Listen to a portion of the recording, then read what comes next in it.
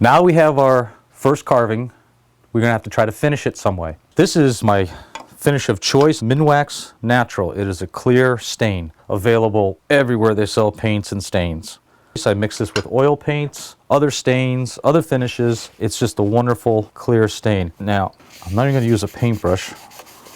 I'm just going to use a paper towel so that people say, well, I don't even have a paintbrush. You don't need a paintbrush. Sometimes if the piece is small enough, I just dip it right into the can and pull it right out. Okay, now this could be left all on its own. And you can say, David, there's still pencil lines on it. I could see pencil. If it bothers you, take a knife and take them off and then just put your finish back on it. But I know there's a lot of people who would say, I'd rather bang my finger with a hammer than paint. I'm going to show you a quick little way how to get away from painting and still give color to your carvings. In here, a magic little box of colored pencils. There's your color, right there. Everybody knows how to color. You learned it when you were 3. Okay, I have white. I'm going to use this frog, and you could use a photograph, a painting, a drawing, whatever you see fit to use for some color. You can notice it has some yellow, some orange, some blackish areas, some green for the grass and so on. So I'm going to grab a couple different colors, and I'm going to start with the lightest ones first. All right, he has a little white in the throat area, a little bit behind the eardrum. And for some reason, colored pencils go on wood better when you put the stain on. When the stain's not on it, they tend not to put too much color down. And I don't know if it's just because the surface is too slick or what it is, but I'm going to put some color in here and lighten up as I'm coming up a little bit higher on the body. So I'm not pressing as hard. Where I want some white to really show, I press a little bit harder and get a little more density of color in there. Start working in some yellow. He has a very yellow eye. And some yellow that blends from the back, orangey back into the white belly area. Okay, so I'm putting some yellow in the webbing. This is a South American, Tanzanian male gliding frog of about 6 months old. And he's kind of orangey. So I'm going to throw in a little orange. Again, light. It's easier to blend colors when they're thin colors, not when they're heavy. So don't be so heavy-handed when you're putting some colored pencil. And you could rub it to help blend it in. See how that blended the stroke marks? See where the white and the yellow are together? I want to blend that, soften it. See how it softened the colors? So you don't have the pencil lines like there are right there.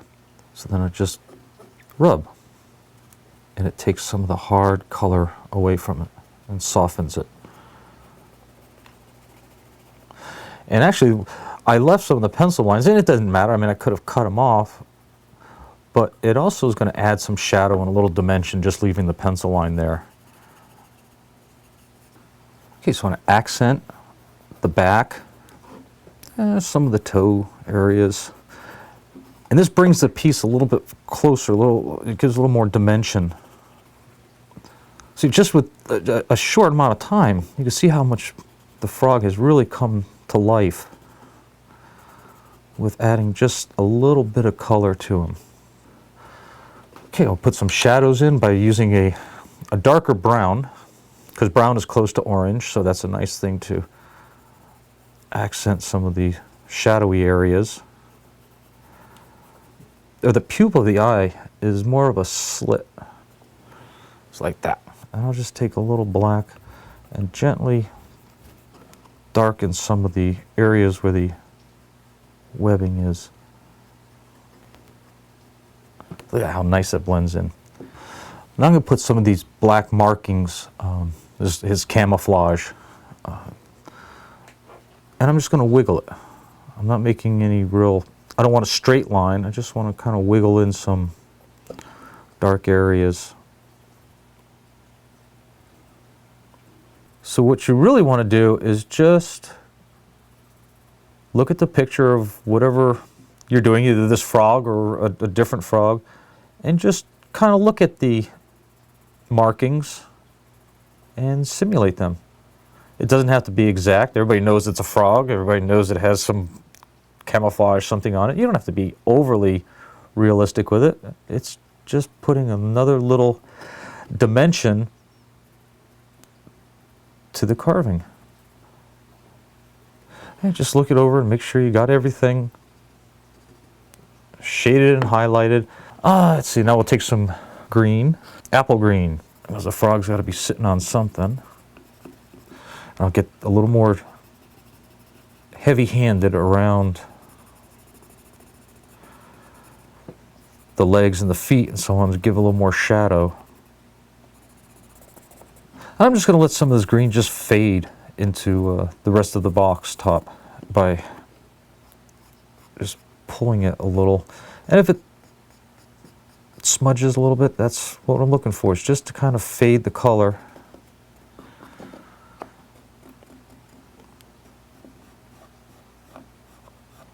And just pull it out.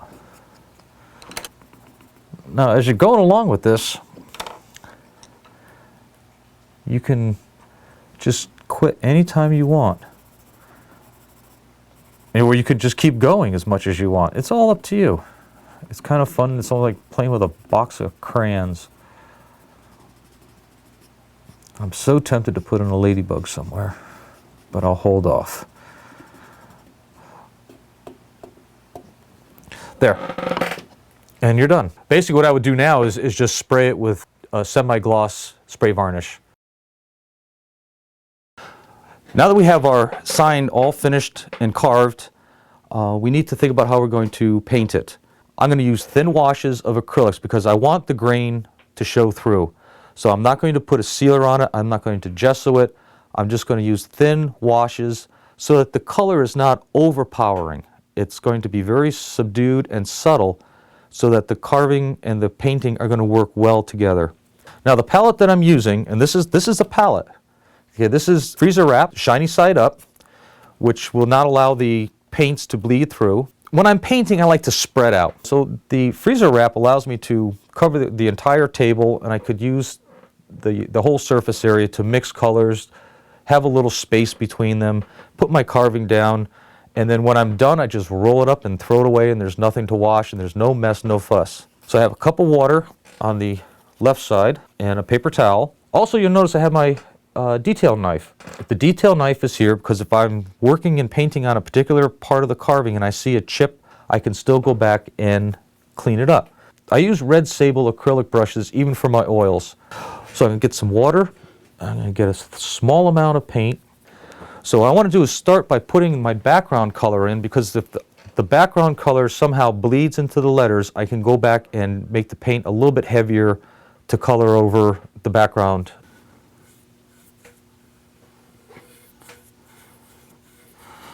And like with carving, where I try to use the biggest tool for the job possible, I'm going to try to use the biggest brush for the job possible. So this brush gets in between the letters almost with one stroke, and I'm not going to have to diddle around with a tiny brush. I like big brush strokes. I think they also add a lot of character, and they also help to give the hand done look to your carving. But one of the benefits about acrylics is they dry very fast. So that you don't have to worry about the paint being wet when you handle and move around the carving. 10 or 15 minutes from now, this should all be fairly dry. I'm going to take a little brown ochre, and while this is still wet, I'm going to just maybe put a little darker tone on the outside of the border. And you can just rub it in with your fingers just to get a little age to it. Just blend it slightly into the background. See, just darken it just a little. I'm going to take some sap green. It has a real nice, natural look to it. Now, if I wanted to lighten this green somewhat, I would use yellow to lighten it, not white. So in mixing paints, sloppy is better because it gives you more variation of tone. So when I mix this yellow into the green, that's the extent of what I want to mix. I don't want to mix it so that it turns into a single hue. I'm not looking for green number 73 like I'm going to paint a wall. I want to have variations of light and dark. So by keeping various tones of lights and darks and yellower and lighter and darker greens and so on, it gives the paint so much more interest than just being a monotoned color. This is a number 2 flat brush because I'm using the flat end to try to just run along the top cut of the letter. And I can use it as like a little chisel tip to get down into the bottom without having a round brush bellow out on me. You can't really kid yourself. I mean, if you spent a day or 2 days carving, you don't want to do a 20-minute paint job. So painting does take a little bit of time and a little bit of patience.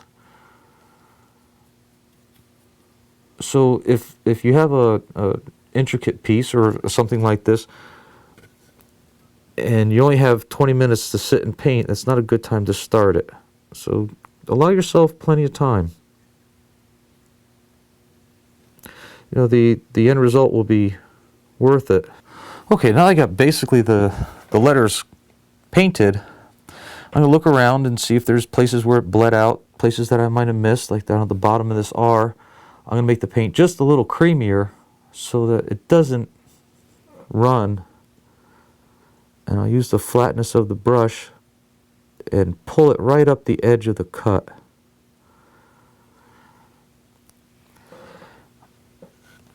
You also want to look at it upside down too. You might have missed a spot. Like around this O, this could be just a little tighter.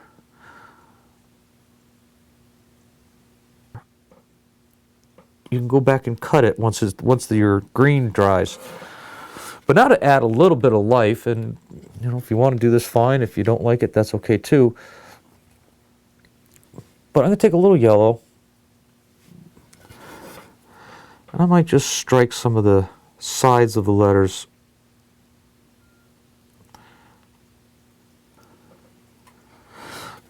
So when you look at it in a different light, you'll see the light bounce on the letters, and it gives it a little bit more visual depth in low light areas.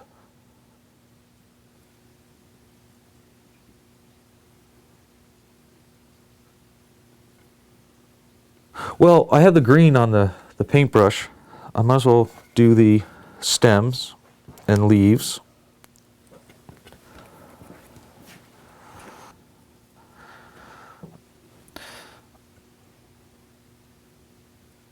Because I lightened up the left side of the letters, I'm going to lighten up the left side of the leaf.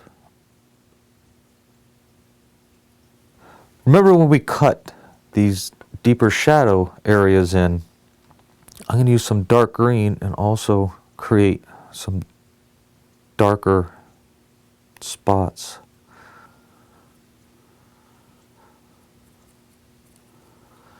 And just kind of wiggle some of the darker tones in and around.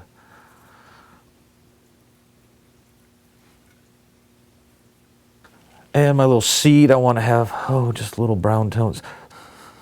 Okay, I have applied the yellow with just a small amount of red, just to take the starkness of that yellow out to the outside edges of the 3 petals. Now I've been looking forward to seeing what this color is going to actually look like. This is deep violet. I'm going to throw a little purple in, a little dioxin purple, just to kind of get a little more depth of color.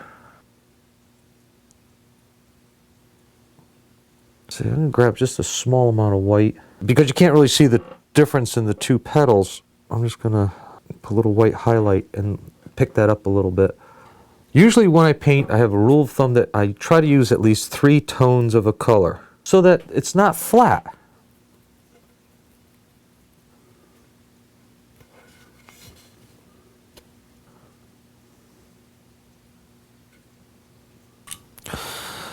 Okay, now you can put a little darker tone around the perimeter of the leaves.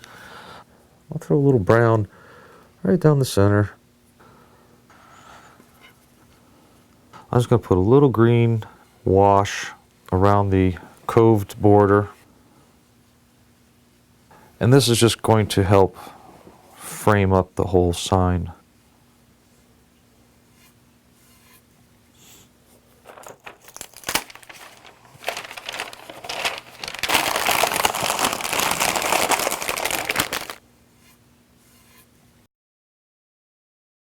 On this particular project, the boathouse and our tree, I'm going to use very, very thin applications of oil paints. Like I would use water with acrylics, I'm going to mix my paints with this clear stain. You could start basically anywhere on this piece. I guess I'm going to start putting some of the brown tones on the siding of the boathouse. You'll notice there's various shades of light and dark browns.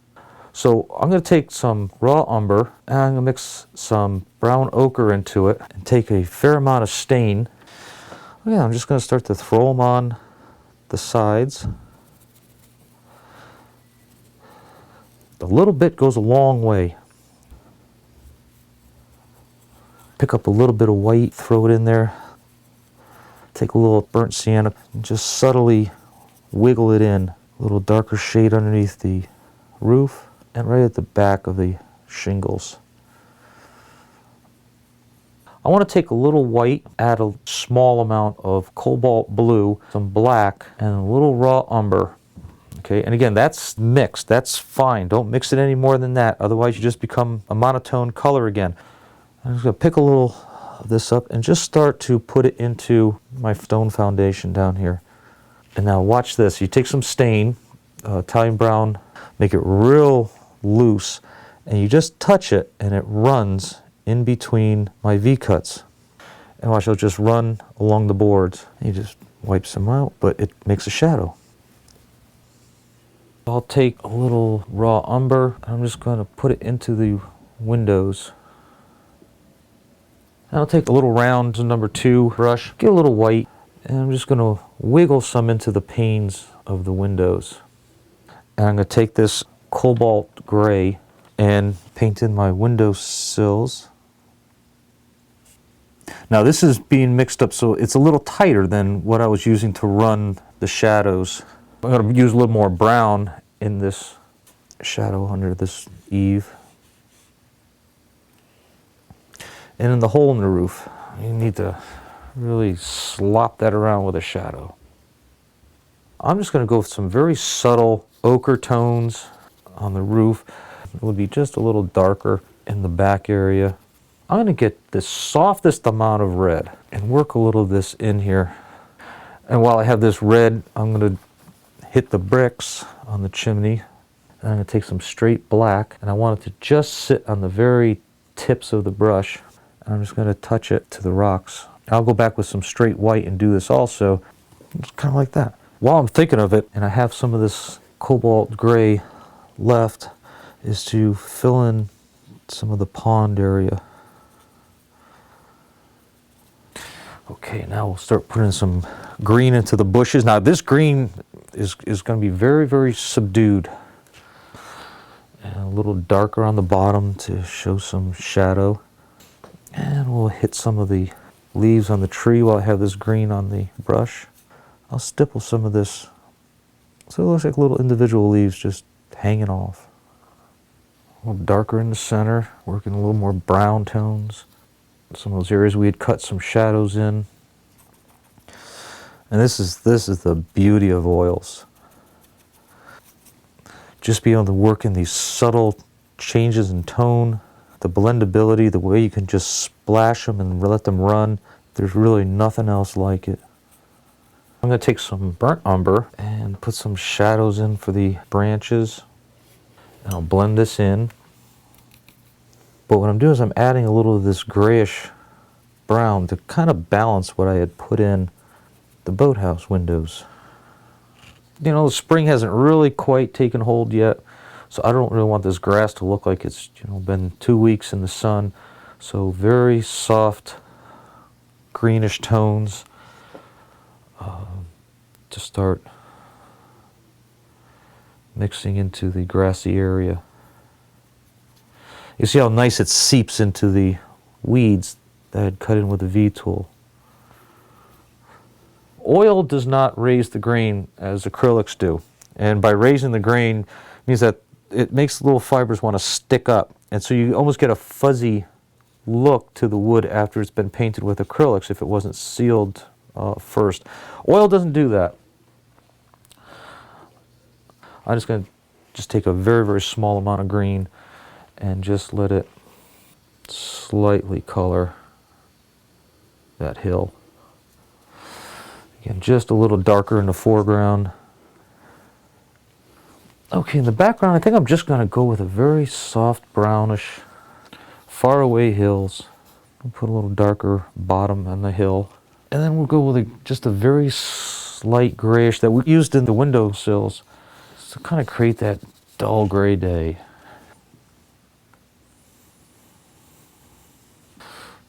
I'm going to shadow around the bush.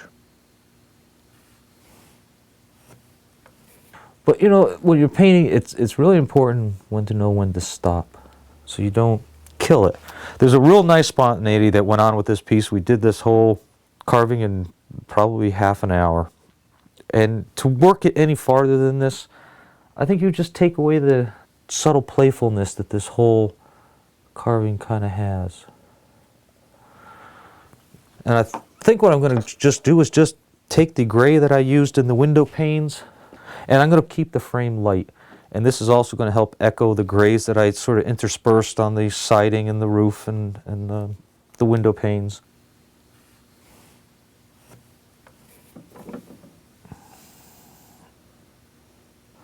That's it.